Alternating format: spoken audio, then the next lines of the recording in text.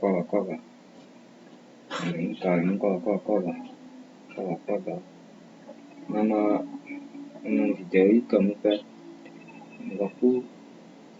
ngaku shukui hazi shukui anisho shukui hazi na ifna hazi anisho hama sanrazi o shukui ama saka kalu kayaknya lezi ya yifun sanara yifun ama saika tapi kayaknya aku saka shukui bakya wani wala lesanya posé forcer ça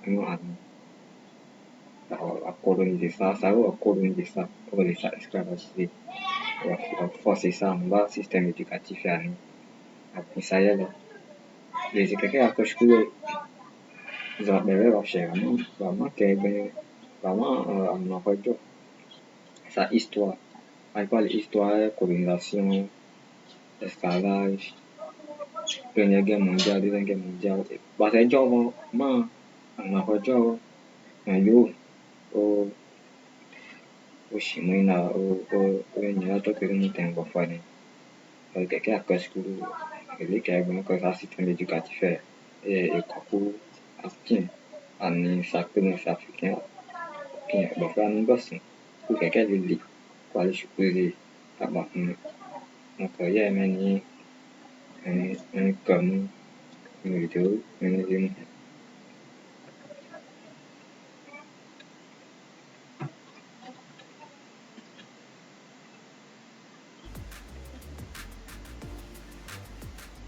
Bonjour, c'est Thomas Sidoyan d'Afrique Suprême. Vous savez, dans la majorité des livres scolaires que nous utilisons dans les établissements ici en Afrique, la majorité de ces ouvrages, ils ne parlent pas réellement de la colonisation, c'est plutôt un survol sur ce qui s'est passé. On l'explore de manière superficielle. Il y a peut-être un ou deux paragraphes sur le sujet. Mais c'est justement ça la colonisation. Et c'est justement pour cette raison que je fais cette vidéo, pour vous expliquer ce que c'est que la colonisation. La colonisation, c'est la destruction de tous les systèmes qui permettent à un peuple de penser par lui-même. Et mon Dieu. Quelqu'un mon là, a ponya mon point là, a mon domine moi non on connaît toi qui non on court, ça qui est domine moi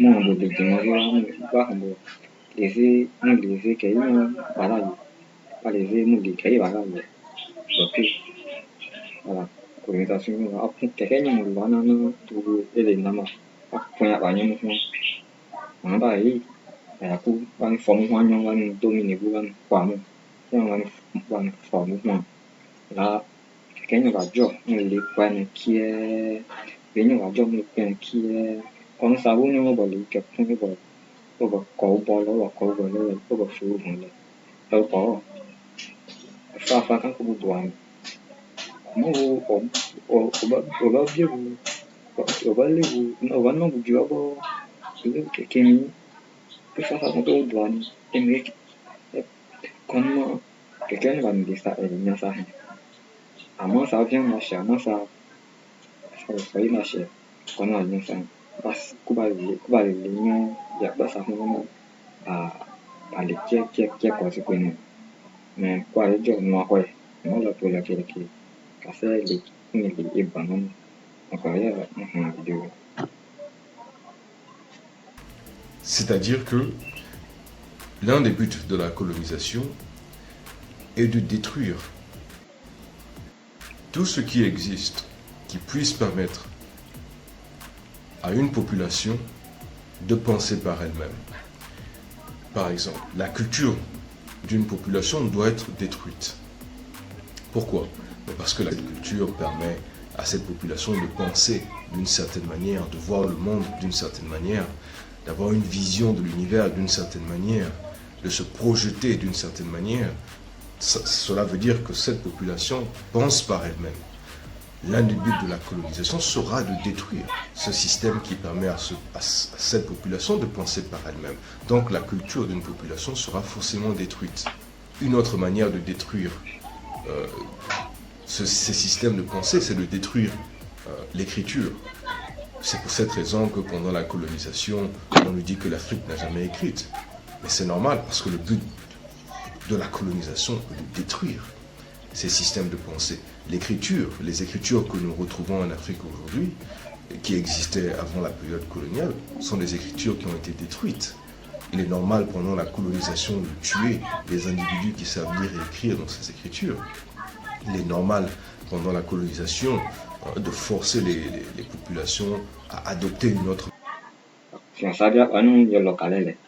Aku akia mshukuzina kalele ani saja zianizi kwa joaki nyo baba bunyo di baba pincho. Banu al lokalele. Banu al lele baba punya. De sorte que voilà. Du coup, de sorte que du coup africain. Mais ça m'a alors que là di ba que alors que ça ben alors que bien ouais. Manière d'écrire, une autre manière de lire. Parce que justement, l'écriture est la forme externe de la pensée d'un peuple. Donc l'écriture doit aussi être détruite.